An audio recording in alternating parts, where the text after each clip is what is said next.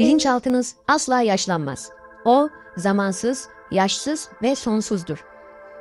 Yorgunluğun ve yaşlanmanın hiçbir spiritüel nitelik ya da güç üzerinde etkisi yoktur. Sabır, kibarlık, dürüstlük, alçak gönüllülük, iyi niyet, huzur, uyum ve kardeşçe sevgi asla yaşlanmayan özellik ve niteliklerdir. Hayatın bu evresinde bu niteliklere sahip olmaya devam ederseniz her zaman ruhen genç kalırsınız. Yıpranma ve bozulmalardan tek başına yıllar sorumlu değildir. Zihinlerimiz ve bedenlerimiz üzerinde zararlı bir yaşlandırıcı etkisi olan şey zamanın kendisi değil, zamandan korkmaktır.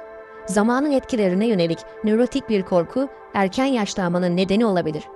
Yıllar içinde üretken faaliyetlerini ömürlerinin çok ileri yıllarına kadar sürdürebilen ünlü kişilerin biyografileri üzerinde çalışma fırsatım oldu.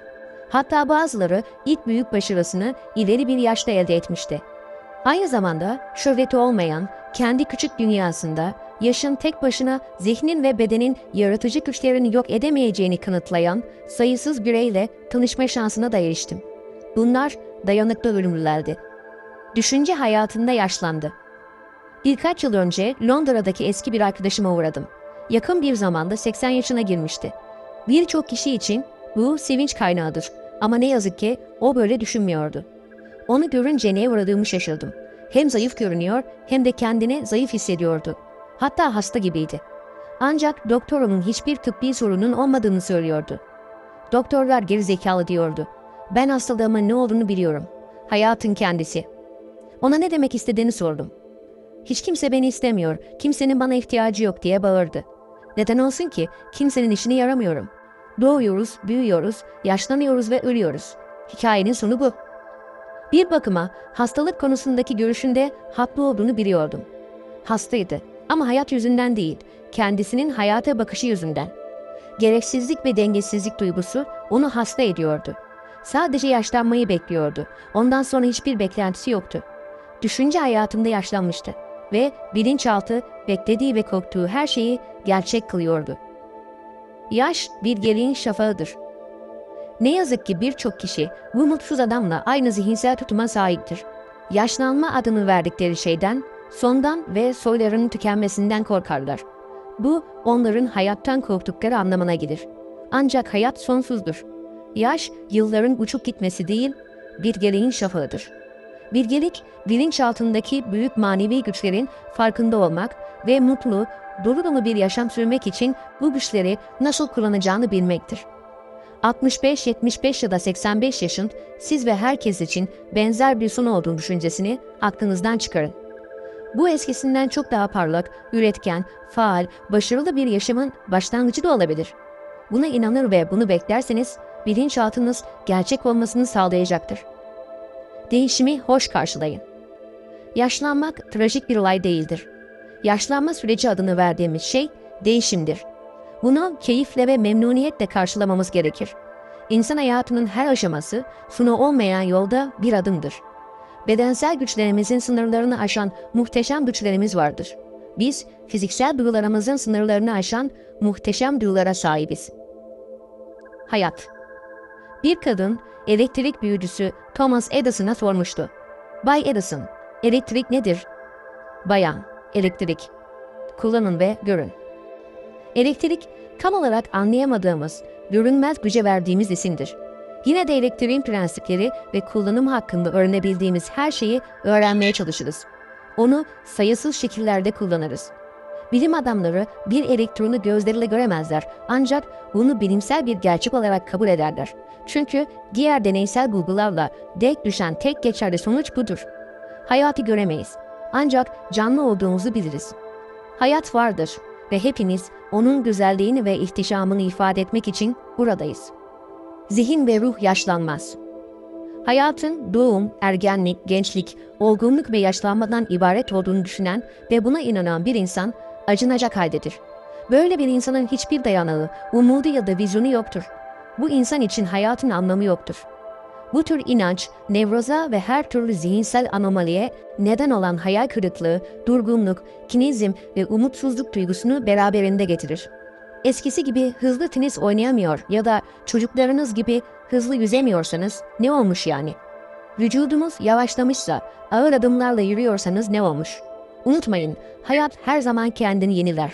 İnsanların ölüm dediği şey, bir başka yaşam boyutunda bir başka şehre yolculuktur. Seminerlerime katılanlara yaşlanmayı zarafetle karşılamalarını söylüyorum. Yaşlanmanın kendine göre bir ihtişamı, güzelliği ve bilgeliği vardır. Huzur, sevgi, keyif, güzellik, mutluluk, bilgelik, iyi niyet ve anlayış asla ihtiyarlamayan ve ölmeyen niteliklerdir. Şair ve düşünür Ralph Waldo Emerson şöyle demiştir: İnsanın yıllarını sayacak başka bir şeyi kalmayana kadar saymıyoruz. Karakteriniz, zihninizin niteliği, inancınız ihtiyarlamayacaktır. Hissettiğiniz yaştasınızdır. Birkaç yılda bir Londra Caxton Hall'da halka açık seminerler veriyorum. Bu seminerlerden birinin ardından bir cerrah yanıma gelip şöyle dedi: Ben 84 yaşındayım. Her sabah ameliyat yapıyorum. Öğleden sonraları hastalarımı ziyaret ediyorum. Akşamları da tıp dergileri ve diğer bilimsel dergiler için yazılar yazıyorum. Bu cerrah kendisinin inandığı kadar işe yaradığı ve düşüncelerindeki kadar genç olduğu şeklinde bir zihinsel tutum geliştirmişti. Biraz önce söyledikleriniz doğru dedi. Bir insan kendini ne kadar güçlü ve değerli hissederse o kadar değerli ve güçlüdür. Bu adam geçen yıllara teslim olmamıştı. Ölümsüz olduğunu biliyordu. Son yorumu şu oldu: Eğer yarın bu dünyadan göçersem bir sonraki boyutta insanlara yardım ediyor ve onları iyileştiriyor olacağım. Bu kez cerrah neşteriyle değil, zihinsel ve ruhsal operasyonla yapacağım bunu. Kır saçlar zenginliğinizdir. Bunun için çok yaşlıyım diyerek hiçbir fırsattan vazgeçmeyin sakın. Bu, durgunluğu ve zihinsel ölümü getirir. Eğer işinizin bittiğine inanırsanız, bilinçaltınız bu inancı kabul eder ve hayata geçirir. Bazı insanlar 30 yaşındayken yaşlıdır, bazıları ise 80'inde genç kalır. Zihniniz dokumacı, mimar, tasarımcı ve heykeltıraştır. Oyun yazarı George Bernard Shaw, 90 yaşındayken bile faaldi ve zihninin sanatsal niteliğini, faaliyetini durdurmamıştı. Bazı işverenlerin onların 40 yaşın üzerinde olduğunu duyunca kapıyı yüzlerine kapattıklarını söyleyen insanlarla karşılaşıyorum. İşverenlerin bu tutumu son derece soğuk, duyarsız, merhametten ve anlayıştan uzak. Dikkate alınmanız için 35 yaşın altında olmanız gerektiğini kim söyledi size? Bunun arkasındaki düşünce son derece sığ ve sahte. İşveren bir an durup düşünse, karşısındaki kişinin yaşını ya da kır saçlarını satmaya çalışmadığını anlar. Üstelik bu kişi hayatında yıllar boyunca biriktirdiği yetenekleri, deneyimleri ve bilgeliği paylaşma konusunda gönüllü olmaktadır. Yaş bir değerdir.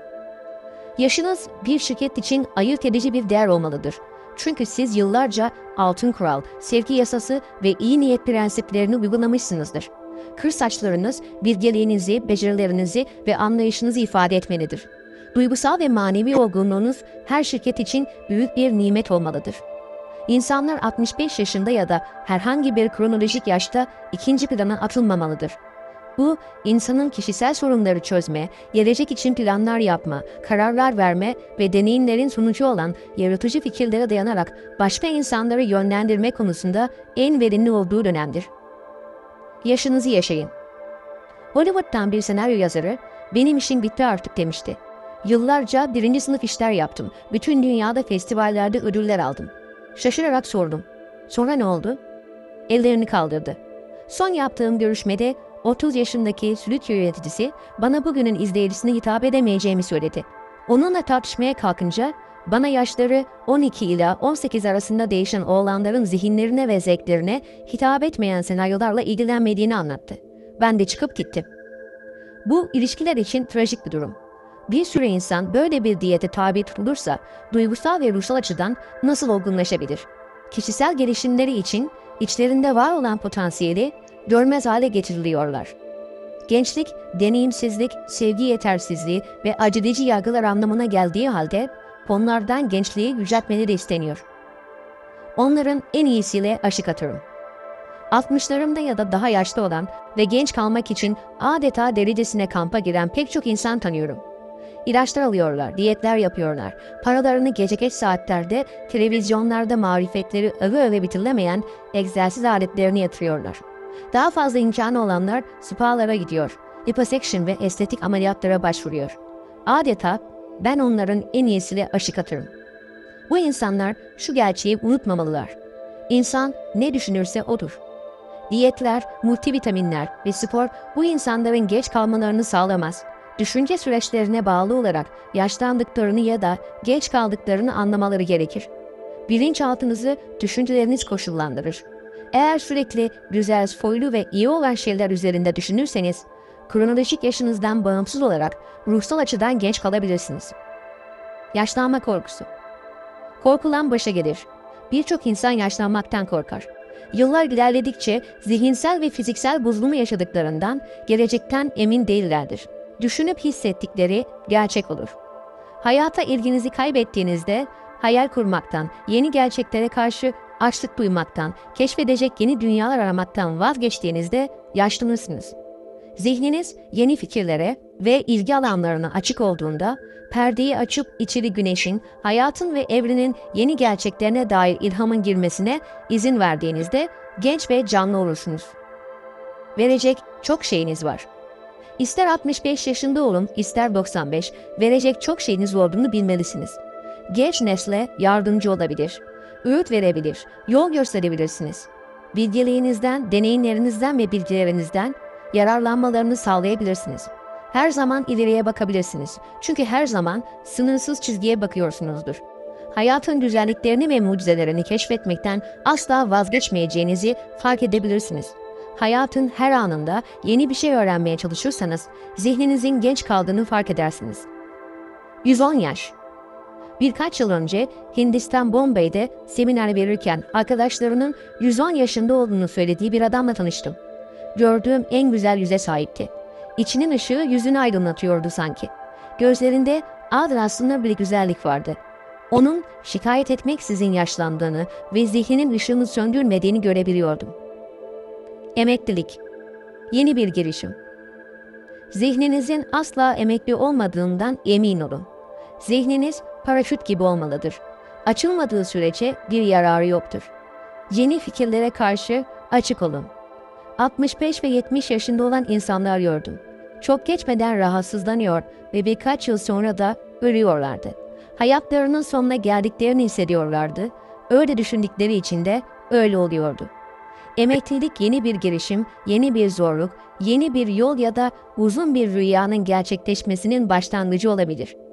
Birinin emekli olunca ne yapacağım ben dediğini duymak üzücüdür. Bu kişi aslında ben zihinsel ve fiziksel olarak ölüyüm, zihnim fikir iflası yaşıyor demektedir. Bu yanlış bir resimdir. Gerçekte 60 yaşında ürettiklerinizden daha fazlasını 90 yaşında üretebilirsiniz. Çünkü her geçen gün yeni fikirleriniz ve ilgi alanlarınız sayesinde bilgelik ve hayat ile evrene dair görüş ve anlayışınız açısından gelişmektesinizdir. Yaşlandığım yerine ilahi hayatta bilge biriyim deyin. Şirketin, gazetelerin ya da istatistiklerin size yaşlanma, geçen yıllar, yıpranma, bunaklık ve işe yaramazlık ile ilgili tablolar sunmasına izin vermeyin. Bunu reddedin çünkü yalandır. Böyle bir propaganda ile hipnotize olmayı kabul etmeyin. Ölümü değil hayatı benimseyin. Kendinizi mutlu, keyifli, başarılı, sakin ve güçlü olarak görün. Sabır, kibarlık, sevgi, iyi niyet, keyif, mutluluk, bilgelik ve anlayış asla yaşlanmayan niteliklerdir. Bunları işleyip geliştirir, ifade ederseniz, zihinsel ve bedensel olarak genç kalırsınız. Daha iyi bir işe geçti. Frank bana yakın bir yerde oturan bir yönetici. Birkaç ay önce işten çıkarıldı. Şirketi ona yeni bir yapılanmaya girdikleri için buna karar verdiklerini söyledi. Ama Frank bu kararın arkasında kendisinin 65 yaşında olmasını yaptığıma inanıyordu. Ayrımcılık kurbanı olduğun için üzülüyor musun diye sordum. Dava açacak mısın? Hüzünle gülümsedi. Açabilirdim elbette. Sanırım kazanırdım da. Ama neden enerjimi ve zamanımı böyle harcayayım? Ben işimi kaybetmedim. Şirket benim hizmetlerimi kaybetti. Durup ekledi. Böyle bakınca anaokulundan 1. sınıfa geçtiğimi görüyorum. Ne demek istiyorsun? Örneğin diye karşılık verdi. Liseden mezun olduğumda üniversiteye başlayarak bir üst basamağa çıktım. Eğitimimde ve genel anlamda hayatta ileriye doğru bir adım attım. Kariyerim başka bir adımdı. Hatta birkaç adım sayılabilirdi. Şimdi her zaman istediğim şeyleri yapabilecek özgürlüğe sahibim. Başka bir deyişle serbest kalmak hayatında yukarı doğru yeni bir basamak oldu. Frank bilgece bir sonuca varmış ve artık para kazanmak üzerinde yoğunlaşmak zorunda olmadığını anlamıştı. Bundan sonra hayatını yaşamak üzerinde yoğunlaşacaktı. Yıllardır amatör fotoğrafçılığa merak salmıştı. Yakınlardaki bir enstitüde fotoğraf tekniği dersleri almaya karar verdi. Sonra dünya turuna çıktı. Gittiği her yere makara film götürüyordu. Şimdi çeşitli gruplara, derneklere, kulüplere seminerler veriyor ve sürekli talep görüyor.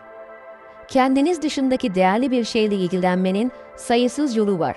Yeni yaratıcı fikirler, manevi ilerleme konusunda hevesli olun ve öğrenip gelişmeye devam edin. Böylece yüreğiniz genç kalır. Çünkü yeni fikirlere açlık duyarsınız ve bedeniniz her zaman düşüncelerinizi yansıtır. Esir değil, üretici olmalısınız. Çalışanlar arasında yaşa bağlı ayrımcılık yapılmasını önleyen yasalar doğru yönde bir adım. Ancak yasalar tek başına insanların düşünce biçimlerini değiştiremez. 65 yaşında bir insan zihinsel, fiziksel ve psikolojik olarak 30 yaşındaki pek çok kişiden genç olabilir.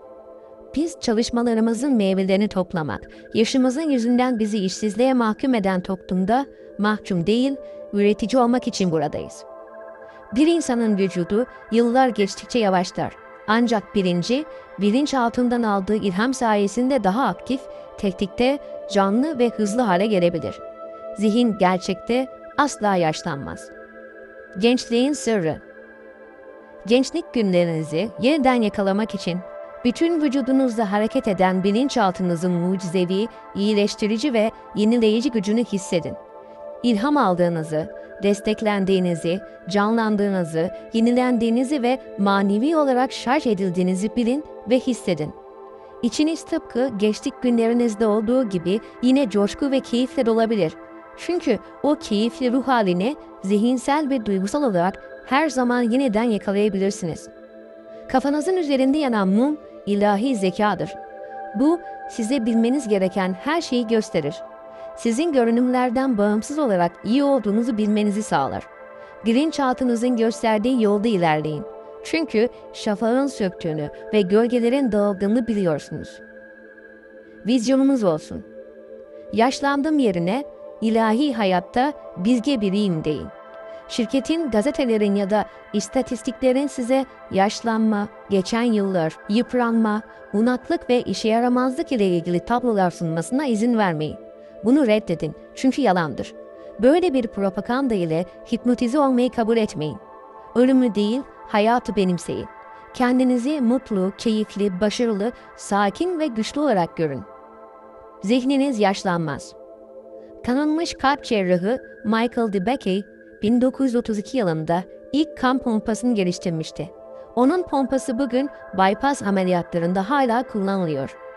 Doktor DeBakey, 90 yaşındayken yeni bir icat konusunda klinik deneyler başlatmak için izin aldı.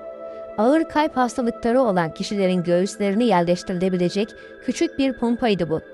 DeBakey, araştırma sırasında aktif bir cerrahi bir programı da sürdürdü. Bir meslektaşı, onun yaptıklarını yapmak için 5-6 ömür gerekti demişti. DeBakey, 90 yaşında felsefesini şöyle özetliyordu. Siz mücadele ettiğiniz ve fiziksel ve zihinsel açıdan uygun olduğunuzda hayat sizi uyarır ve güçlendirir.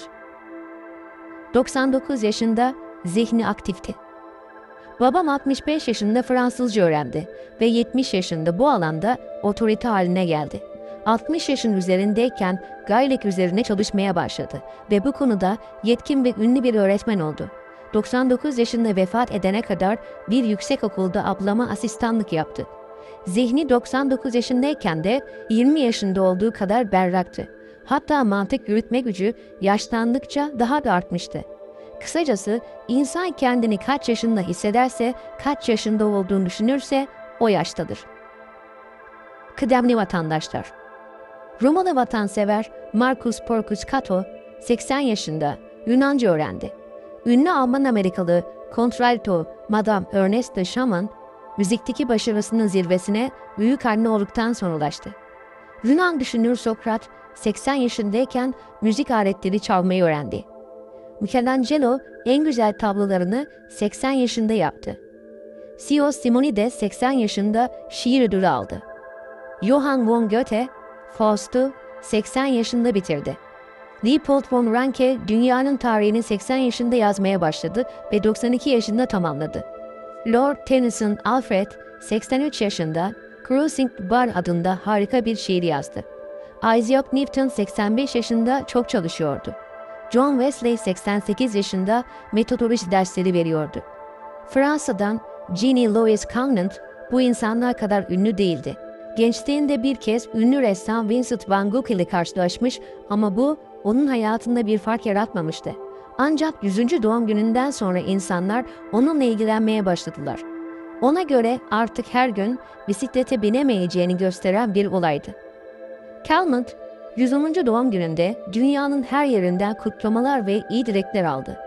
118. doğum günü onu dünyanın kayıtlı en yaşlı insanı haline getirdi. Ona bunu nasıl yaptığını sorduğumda, elimden geldiğince her şeyden zevk aldım. Açık, ahlaklı bir şekilde hareket ettim ve pişmanlık duymadım. Ben çok şanslıyım dedi. 122 yaşında gülümsemesi her zamanki gibi mutlu ve bulaşıcıydı. Kıdemli vatandaşlarımızı yüksek mevkilere oturtalım ve onlara cennetin çiçeklerini toplamaları için fırsat verelim. Eğer emekliyseniz hayatın yasalarıyla ve bilinçaltının mucizeleriyle ilgilenin. Her zaman yapmak istediğiniz bir şey yapın. Yeni konular üzerinde çalışın ve yeni fikirler keşfedin. Yaşlılığın meyveleri.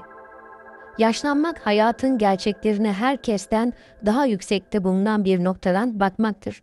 Yaşam denilen sonsuz okyanusta bir dizi önemli adımlar atarak sonsuz bir yolculuğa çıkarsınız. Ruhun meyvesi sevgi, neşe, huzur, sabır, nezaket, iyilik, inanç ve ılımlılıktır. Ve buna hiçbir yasa karşı çıkamaz. Siz sonu olmayan, sınırsız bir hayatın çocuğusunuz. Ebediyetin mirasçısısınız. Siz harikasınız. Hatırlanmaya değer fikirler.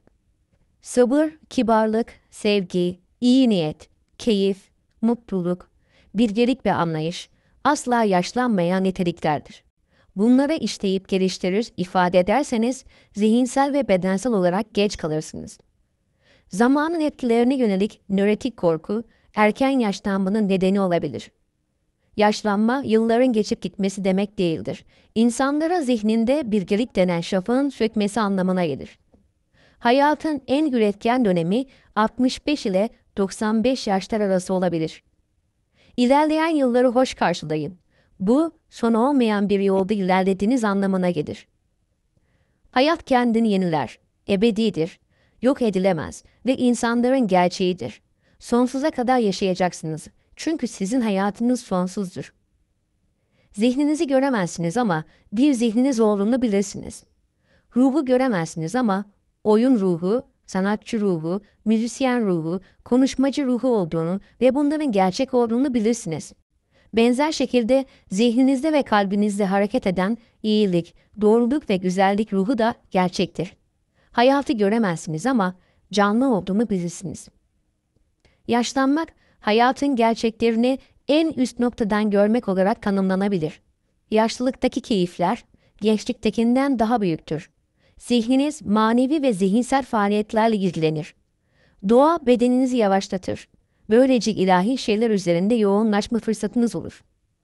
İnsanın yıllarını sayacak başka bir şeyi kalmadıkça saymayız. İnancınız asla bozulmaz ve yaşlanmaz. İnsan hissettiği ve düşündüğü yaştadır. Ne kadar güçlü olduğunuzu düşünürseniz o kadar güçlüsünüzdür. Ne kadar işe yaradığınızı düşünürseniz o kadar işe yararsınız. Düşünceleriniz kadar gençsinizdir. Kır saçlarınızı satmıyorsunuz. Siz yıllar içinde biriktirdiğiniz yeteneklerinizi, becerilerinizi ve bilgeliğinizi satıyorsunuz. Sıkı diyetler ve pahalı haplar sizi genç tutmaz. İnsan ne düşünürse odur. Yaşlanmaktan korkmak fiziksel ve zihinsel bozulmaya yol açabilir. Korktuğum şey başıma geldi. Hayal kurmaktan vazgeçtiğinizde ve hayata ilginizi kaybettiğinizde yaşlanırsınız. Huysuz, aksi durdurucuysanız yaşlanırsınız. Zihninizi hayatın gerçekleriyle doldurun ve onun sevgisinin ışığını yansıtın. Bu gençliktir.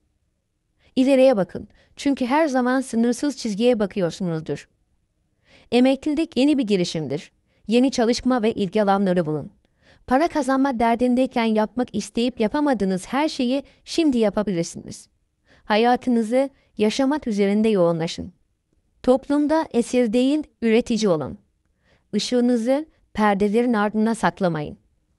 Gençliğin sırrı sevgi, keyif, iç huzur ve neşedir. Size ihtiyaç var. Büyük düşünürlerin, ressamların, bilim adamlarının, yazarlarının bazıları en önemli çalışmalarını 80 yaşından sonra gerçekleştirdiler. Yaşlılığın meyveleri sevgi, keyif, huzur, sabır, yumuşaklık, inanç, uysallık ve ölçülülüktür.